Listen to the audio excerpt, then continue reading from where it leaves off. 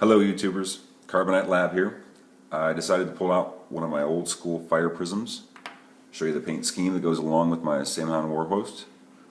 This was an old model I got used. I paid next to nothing for it, but it's painted up nonetheless.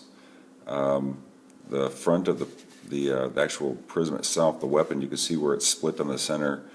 I guess just from being old time and whatnot, but it doesn't detract away from the model too much. When it was painted black before, you couldn't even tell.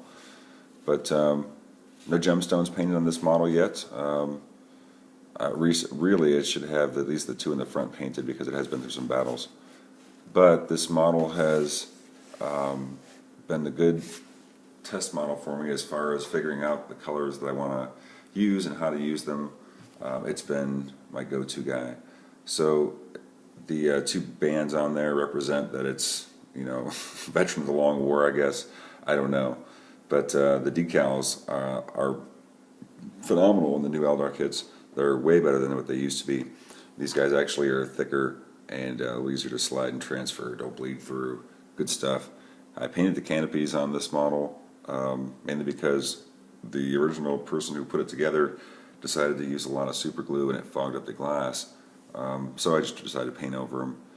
Again, it was more or less just to get it to tabletop standard, which is pretty much where it's at.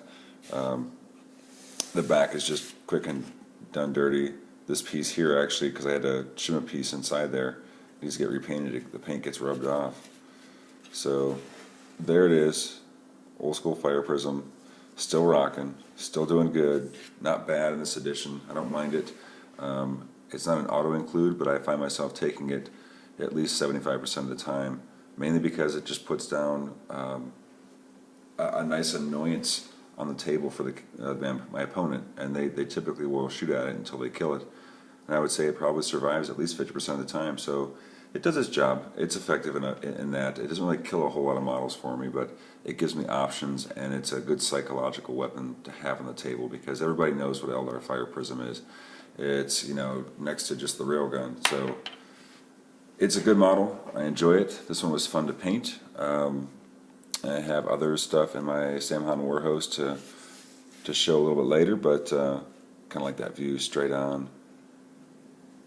That's pretty cool. Kind of hides the shape of the hull, and then when you look at it from the side, it really pops a little more. So there you go. Old school fire prism painted up like my Saim Hann, and I appreciate you guys watching. Thanks.